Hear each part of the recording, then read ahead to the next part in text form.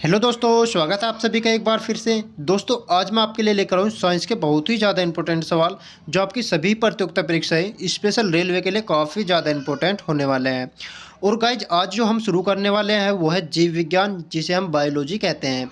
इस चैप्टर से काफ़ी ज़्यादा सवाल आपको देखने के मिलते हैं, क्योंकि दोस्तों अगर आप किसी भी परीक्षा में आपको 25 सवाल देखने को मिल रहे हैं तो उसमें से 15 सवाल आपको जीव विज्ञान में से मिलेंगे।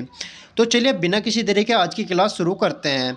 तो आज की हमारी क्लास का पहला सवाल कह रहा है, जीव विज्ञान की कौन सी शाखा वंशानुक्रम पैटर्न के माध्यम पर केंद्रित होती है।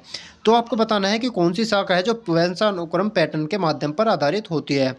तो आप सभी को पता होगा उसे हम क्या कहते हैं, अनुवांशिकी कहते हैं। तो इसका आंसर हो जाएगा आपका दोस्तों कौन सा, ऑप्शन नंबर सी। तो चलिए सवाल नंबर 2 देखते हैं। आपका सवाल नंबर 2 कह रहा है, सब्जियों, फलों और फूलों जैसी उच्च मूल्य वाली फसलों की खेती को क्या कहा जाता है। तो आपको बताना फलों या फूलों वाली सब्जी की खेती को क्या कहते हैं। तो आपसे भी पता होगा दोस्तों उसे हम क्या कहते हैं, हार्टिकल्चर कहते हैं। क्या दोस्तों, हॉर्टिकल्चर। तो इसका आंसर हो जाएगा आपको कौन सा, ऑप्शन नंबर डी। तो चलिए सवाल नंबर 3 देखते हैं। आपका सवाल नंबर 3 कह रहा है, कोशिकाओं के अध्ययन को क्या कहा जाता है। तो आपको बताना है जो कोशिकाएं होती हैं इसके अध्ययन को क्या कहा जाता है। तो आपसे भी पता होगा इसके अध्ययन को हम क्या कहते हैं, साइटोलॉजी कहते हैं। तो इसका आंसर हो जाएगा आपका दोस्तों ऑप्शन नंबर सी। तो चलिए सवाल नंबर 4 देखते हैं। आपका सवाल नंबर 4 कह रहा है, विटीकल्चर क्या है। तो आपको बताना जो विटीकल्चर होता है ये क्या है। और यहाँ पर देखें एनटीपीसी 2021 में पूछा जा चुका है। तो आपसे भी पता होगा विटीकल्चर में क्या होता है दोस्तों, अंगूर की खेती होती है। क्या, अंगूर की खेती। तो इसका आंसर हो जाएगा आपका दोस्तों कौन सा, ऑप्शन नंबर सी। तो चलिए सवाल नंबर 5 देखते हैं। आपका सवाल नंबर 5 कह रहा है, एपिग्राफिक का क्या अभिप्राय है। तो आपको बताना जो एपिग्राफिक होती है इससे क्या अभिप्राय होता है। तो आप सभी पता होगा एपिग्राफिक में क्या होता है दोस्तों, जो शिलालेख होते हैं इसका अध्ययन किया जाता है। तो इसका आंसर हो जाएगा आपका कौन सा, ऑप्शन नंबर बी। अगर यहाँ पर हम एडिशनल जानकारी की बात करें तो आपसे भी पता होगा एस्ट्रोलॉजी में हम क्या होता है, कंकाल का अध्ययन किया जाता है। अगर हम बात करें एपिग्राफी की, एपिग्राफी में शिलालेखों का अध्ययन किया जाता है। और अगर हम बात करें कार्टोग्राफी की, तो कार्टोग्राफी में क्या होता है, मानचित्र का अध्ययन किया जाता है। अगर हम बात करें न्यूमिस्मेटिक का, तो इसमें क्या होता है दोस्तों, सिक्कों का अध्ययन किया जाता है। तो चलिए सवाल नंबर 6 देखते हैं। आपका सवाल नंबर 6 कह रहा है, पक्षियों के अध्ययन को कहा जाता है। तो आपको बताना जो पक्षियों का अध्ययन होता है इसे क्या कहा जाता है। तो अभी हमने पढ़ा है पक्षियों के अध्ययन को हम क्या कहते हैं, ऑर्थोलॉजी कहते हैं। क्या दोस्तों, ऑर्थोलॉजी। तो इसका आंसर हो जाएगा आपका कौन सा, ऑप्शन नंबर डी। और अगर हम यहाँ पर एडिशनल जानकारी की बात करें तो ऑर्थोलॉजी में क्या होता है, पक्षियों का अध्ययन किया जाता है। अगर हम बात करें हर्पेटोलॉजी, इसके अंदर क्या होता है, उभयचर एवं सरीसृपों का अध्ययन किया जाता है। अगर हम बात करें एप्थोमोलॉजी तो इसका अध्ययन क्या करते हैं, आँखों का अध्ययन किया जाता है। अगर हम बात करें एंथ्रोपोलॉजी तो इसका अंदर क्या होता है, मानव के कर्मिक विकासों का अध्ययन किया जाता है। तो चलिए सवाल नंबर 7 देखते हैं। आपका सवाल नंबर 7 कह रहा है, पक्षियों के अध्ययन को कहा जाता है। तो आपको बताना जो पक्षी होते हैं इसके अध्ययन को क्या कहा जाता है। तो अभी हमने पढ़ा है पक्षियों के अध्ययन को हम क्या कहते हैं दोस्तों, ऑर्थोलॉजी कहते हैं। तो इसका आंसर हो जाएगा आपका कौन सा, ऑप्शन नंबर बी।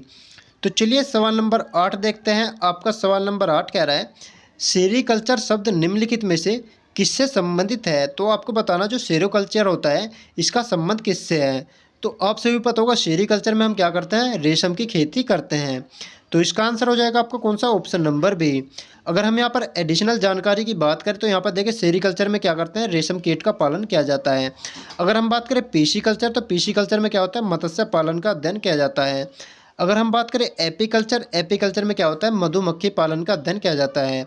और अगर हम बात करें एविकल्चर की तो एविकल्चर में क्या होता है, पक्षी पालन का अध्ययन किया जाता है। तो चलिए सवाल नंबर 9 देखते हैं। आपका सवाल नंबर 9 कह रहा है, सेरीकल्चर किससे संबंधित है। तो अभी हमने पढ़ा सेरीकल्चर किससे संबंधित होती है, रेशम कीट पालन से संबंधित होती है। तो इसका आंसर हो जाएगा आपको कौन सा, ऑप्शन नंबर सी। तो चलिए सवाल नंबर 10 देखते हैं। आपका सवाल नंबर 10 कह रहा है, निम्नलिखित में से कौन सा शब्द पशु व्यवहार के जैव अध्ययन का सबसे अच्छा वर्णन करता है। तो आपको बताना जो पशु व्यवहार होता है इसका सबसे अच्छा अध्ययन कौन करता है। तो आपसे भी पता होगा इसका अध्ययन कौन करता है, उसे बोलते हैं हम एथोलॉजी। क्या बोलते हैं दोस्तों, जो एथोलॉजी होता है इसमें पक्षी जो होता है, पशु या पक्षी, इनका अध्ययन करते हैं। तो इसका आंसर हो जाएगा आपका कौन सा, ऑप्शन नंबर डी। और अगर हम यहाँ पर एडिशनल की बात करें तो आपसे भी पता होगा, इटियोलॉजी जो होता है इसमें क्या होता है, रोगों का अध्ययन करते हैं। अगर हम बात करें एटोमोलॉजी तो इसमें क्या होता है, कीटों का अध्ययन करते हैं। अगर हम बात करें एथोलॉजी तो इसमें क्या होता है, पशु व्यवहार के जैविक अध्ययन करते हैं। अगर हम बात करें एथोनोलॉजी तो इसमें क्या होता है, मानव जाति विज्ञान का अध्ययन करते हैं। तो चलिए सवाल नंबर 11 देखते हैं। आपका सवाल नंबर 11 कह रहा है, हिम्टोलॉजी का अध्ययन किससे संबंधित है। तो आपको बताना है इसका जो हिम्टोलॉजी होता है इसका अध्ययन किससे संबंधित होता है। तो आपसे भी पता होगा इसके अंदर हिम आ रहा, तो हिम किस में पाया जाता है दोस्तों, वो पाया जाता है रक्त में। तो इसका आंसर हो जाएगा आपका कौन सा, ऑप्शन नंबर बी, रक्त में। और अगर हम यहाँ पर थोड़ी एडिशनल जानकारी की बात करें तो आपसे भी पता होगा, हिम्टोलॉजी में हम क्या करते हैं, रक्त का अध्ययन करते हैं। अगर हम बात करें डेंट्रोलॉजी तो इसके अंदर क्या होता है, वृक्षों एवं झाड़ियों का अध्ययन आता है। अगर हम बात करें टिश्यू कल्चर की तो इसके अंदर क्या होता है, कृत्रिम माध्यम से उत्तकों का संवर्धन किया जाता है। अगर हम बात करें वायरोलॉजी की तो इसमें क्या होता है, विषाणु का अध्ययन किया जाता है। तो चलिए सवाल नंबर 12 देखते हैं। आपका सवाल नंबर 12 कह रहा है, मार्कोफोलॉजी क्या है। तो आपको बताना जो मार्कोफोलॉजी होता है ये क्या होता है। तो आपसे भी पता होगा इसे क्या कहते हैं, इसे बोलते हैं जीव की आकृति, उसकी संरचना और विशिष्ट संरचनात्मक गुणों का अध्ययन। तो इसका आंसर हो जाएगा आपका दोस्तों कौन सा, ऑप्शन नंबर सी। तो चलिए सवाल नंबर 13 देखते हैं। आपका सवाल नंबर 13 कह रहा है, निम्नलिखित में से किसमें मनुष्य का अध्ययन किया जाता है। तो आपको बताना जो मनुष्य होता है इसमें किसका अध्ययन या मनुष्य का अध्ययन किसमें किया जाता है। तो आपसे भी पता होगा मनुष्य का अध्ययन किसमें किया जाता है, वो होता है दोस्तों कौन सा, एंथ्रोलॉजी, कौन सा, एंथ्रोपोलॉजी। तो इसका आंसर हो जाएगा आपका कौन सा दोस्तों, ऑप्शन नंबर सी। तो चलिए सवाल नंबर 14 देखते हैं। आपका सवाल नंबर 14 कह रहा है, जंतु विज्ञान की किस शाखा का मानव जाति के समाजशास्त्र के अध्ययन से गहरा संबंध है। तो आपको बताना मानव जाति का जो समाजशास्त्र है इससे गहरा संबंध है। तो वो कौन सी हो जाएगी दोस्तों, उसे बोलते हैं एंथ्रोपोलॉजी। क्या दोस्तों, एंथ्रोपोलॉजी। तो इसका आंसर हो जाएगा आपको कौन सा, ऑप्शन नंबर डी। तो चलिए सवाल नंबर 15 देखते हैं। आपका सवाल नंबर 15 कह रहा है, निषेचन, विकास, विभाजन और विभिन्नता के अध्ययन को किस नाम से जाना जाता है। तो आपसे भी पता होगा ये किसके अंदर होते हैं, ये सब भूर्ण विज्ञान के अंदर होते हैं। तो इसका आंसर हो जाएगा आपका दोस्तों कौन सा, ऑप्शन नंबर ए। तो चलिए सवाल नंबर 16 देखते हैं। आपका सवाल नंबर 16 कह रहा है, पौधों में बीमारी का अध्ययन और वह तरीका जिससे पौधे विरोध करते हैं या संक्रमण से सामना करते हैं क्या कहलाते हैं। तो आपको बताना वे क्या कहलाते हैं। तो आपसे भी पता होगा उसे हम क्या कहते हैं, फाइटोपैथोलॉजी कहते हैं। क्या दोस्तों, फाइटोपैथोलॉजी। तो इसका आंसर हो जाएगा आपको कौन सा, ऑप्शन नंबर सी। तो चलिए सवाल नंबर 17 देखते हैं। आपका सवाल नंबर 17 कह रहा है, जीवित जीवों पर मृदा के प्रभाव का अध्ययन मृदा विज्ञान की किस शाखा के अंतर्गत किया जाता है। तो आपको बताना किस शाखा के अंतर्गत किया जाता है। तो आपसे भी पता होगा उसे किसके अंदर करते हैं दोस्तों, वो होता है एडाफोलॉजी के अंदर। किसके दोस्तों, जो एडाफोलॉजी होता है इसके अंदर हम उसका अध्ययन करते हैं। तो इसका आंसर हो जाएगा आपको कौन सा, ऑप्शन नंबर बी। और अगर हम यहाँ पर थोड़ी एडिशनल की बात करें तो यहाँ पर देखें एडाफोलॉजी में क्या होता है, जीवों पर मृदा के प्रभाव का अध्ययन किया जाता है। और अगर हम बात करें एंट्रोलॉजी की तो इसमें क्या होता है, पुरुष के बांझपन या यौन रोग से अध्ययन किया जाता है। अगर हम बात करें एग्रोबायोलॉजी की तो इसके अंदर क्या होता है, कृषि के पौधों का पोषण व जीवन के अध्ययन किया जाता है। अगर हम बात करें डेस्मोलॉजी का तो इसके अंदर क्या होता है, एटॉमी के अंदर स्नायुबद्ध का अध्ययन किया जाता है। तो चलिए सवाल नंबर 18 देखते हैं। आपका सवाल नंबर 18 कह रहा है, निम्नलिखित में से शरीर विज्ञान एवं चिकित्सा की वह कौन सी शाखा है जो पुरुष के विशिष्ट रोगों एवं स्थितियों के संबंधित है। तो आपको बताना जो रोग और स्थिति से संबंधित रखती है वो कौन सी शाखा हो जाएगी।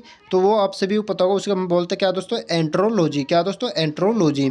तो इसका आंसर हो जाएगा आपको कौन सा, ऑप्शन नंबर ए। अगर हम बात करें एंट्रोलॉजी की तो इसके अंदर क्या आता है, पुरुषों का बांझपन और यौन रोगों का अध्ययन किया जाता है। अगर हम बात करें बायोकोलॉजी तो इसके अंदर क्या होता है, प्राकृतिक वातावरण में रहने वाले जीवों के बीच अंतर संबंधों का अध्ययन किया जाता है। अगर हम बात करें एस्टोकोलॉजी का तो इसमें अंदर क्या होता है, क्रेसिस का अध्ययन किया जाता है, क्रेफिस का।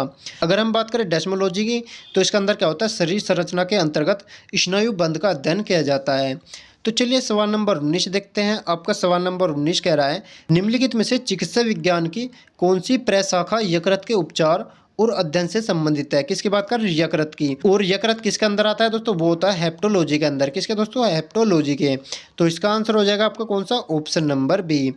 तो गाइज आज की क्लास हम यहीं पर समाप्त करते हैं। आज की क्लास में मैं आपको 19 सवाल करवा चुका हूं।